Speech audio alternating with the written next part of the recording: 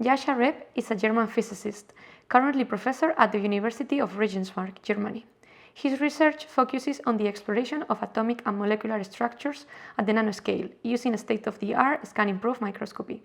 Repp's pioneering work has advanced the spatial resolution and sensitivity of STM down to the atomic scale to get the first direct observation of electron shells in single metal clusters on surfaces, imagine the wave patterns of confined electron in quantum corals, among other significant processes. So, hello Jascha, it's a pleasure for us to have you here. So, what drove you to study systems of molecules in solid-state physics, and what are the techniques you use for this purpose?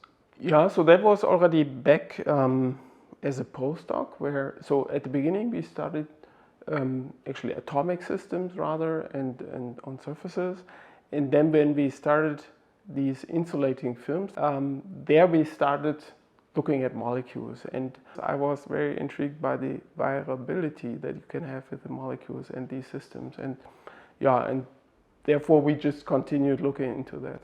And what are the techniques that you use for that? Scanning probe microscopy has been always our main technique that we applied, and then we try to combine it with other techniques. So electron spin resonance was previously used to study single atoms, but right now you are combining it with STM and AFM. What are the advantages of that, and why are you doing so?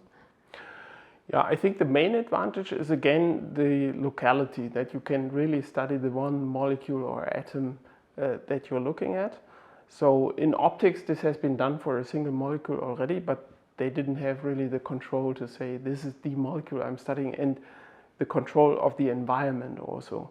And I think this is also what I think is most interesting, is that to learn how the environment can locally influence the properties. For example, for quantum decoherence, I think there is still a lot to be learned.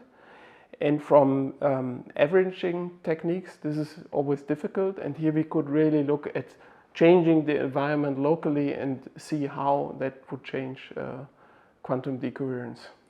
Okay, what are the outcomes that you expect from your measurements? So to learn on a very fundamental level what are the sources of decoherence, quantum decoherence, that would be the general thing. I think what is rather on a shorter time scale, what we would like to try is using the tip of the scanning probe instrument in order to influence the molecule, and then add the local resolution to go in certain spots on the molecule and see how that would change things.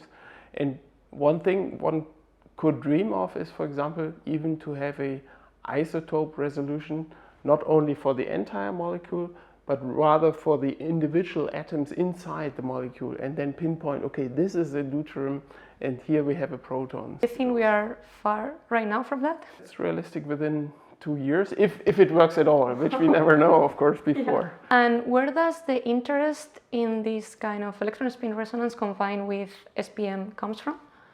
And there, in the beginning of the idea, I also wasn't involved. There was the idea at the beginning that there one could see actually the spin precession, and that combined with ESR, but then it took another almost 20 years or so to be realized. Mm-hmm. And for us, it was then going towards AFM, and there the idea was pretty clear that we wanted a better decoupling, electronic decoupling of the systems that we study from the substrate. Okay, so the main difference between using STM or AFM has to do with the substrate, right? Could you comment more about? In STM, you rely on the tunneling current, which means that you constantly are sending electrons through your system, and this is also a strong source of decoherence. And with the atomic force microscope, since the sensing mechanism is not based on current, you can actually apply it in completely insulating substrates. Mm-hmm. So can you explain a little bit more about AFM? So AFM stands for atomic force microscopy, and there the force is sensed between a tiny tip and the system under study, in our case a molecule. So we use the so-called non-contact atomic force microscopy, where the interaction is rather weak. And in our case we can also sense the molecule, the forces from the molecule, in order to get bond-resolved images of the molecule. But for the combination with electron spin resonance, it's rather that we detect the additional charges on the molecule via its electrostatic force acting on the cantilever. Would you say that coherence is like the lifetime of a state? Yeah, but not only. So there's typically, you discriminate between two different lifetimes. So one lifetime, sometimes called T1, refers to how long a electron, for example, remains in that quantum state until it decays to another quantum state.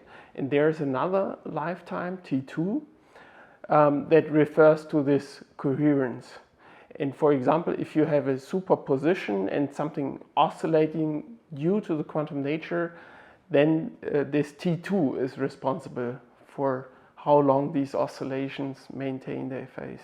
What are the biggest limitations or challenges of the techniques you are using right now? So one limitation was, for example, that the molecules just don't remain stable beneath the tip when trying this.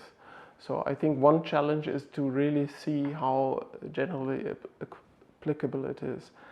The other thing is that our experiments so far really take a long time because they are just demonstration that this works. But if you want to, for example, really learn about decoherence, you would require it on a way shorter time scale that you can regularly do that on a repeated basis. I think these are two challenges I can. What are the time scales you're talking about? Right, I think in total the study of the ESR AFM took us like 2 years of data acquisition. But of course, if you develop a novel technique, a lot of this time is just developing, okay, what's the best sample to go and stuff. But still also one of these spectrums can take many, many hours. And then if you really think of modifying the local environment and repeating and doing it again, with the current setup still take very long. And you were saying before that the tip affects the stability of the molecule. How do you see that? We could see that the molecules start just jumping around. So one thing is that we inject electrons and remove electrons, and this can evoke some motion in the molecule, and some molecules are bound better to the surface, so they withstand that, and others start to diffuse around. And even though we are at 5 Kelvin, so very low temperatures, but still if the molecule jumps around every now and then, maybe after 10 minutes, but if the experiment takes 2 hours, then that's already it. Could you describe, changing totally the topic, could you describe your academic or scientific trajectory? Instrument development and surprises, I would say.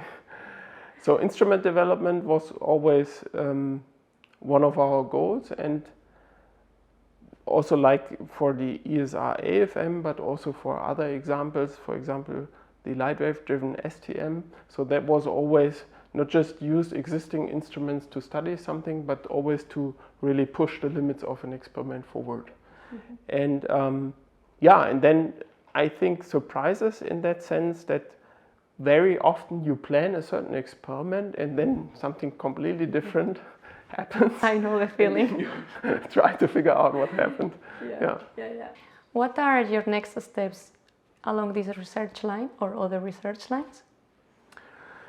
Yeah, so for the ESR AFM, as I already mentioned, so there we want to add really submolecular resolution, and by trying to influence with the tip the molecule.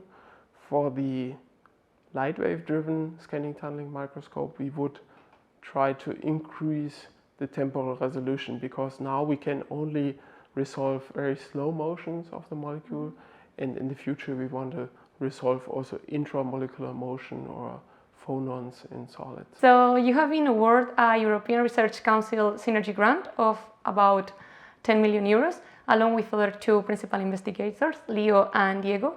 Can you tell us more about the project for this grant? So Leo and Diego, they already collaborated before, and they had a lot of seminal studies about single molecule manipulation.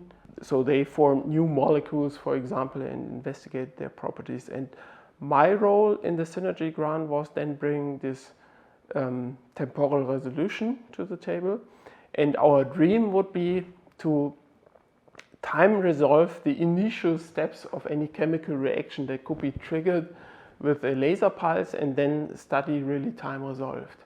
It's not so trivial to find a system that can be studied because it's in a stroboscopic fashion. You have to be able to trigger the reaction. It has to fall back to the initial state such that you can do it over and over. And there we hope to combine our expertise in having the synthesis from Diego for precursor molecules, the knowledge in on-surface manipulation and chemistry from both Leo and Diego, and then from us the temporal resolution in the STM. What would you recommend to a young person that wants to study physics? It's not all about streamlining the career. I think one should look around where one feels also comfortable with the group one is working together. I think it does make sense to look a little bit out for fields that are contemporary, that I always kept more looking out for persons that I really want to work with. Mm-hmm. Okay, so thank you very much again for having this interview with us. Yeah, thank you.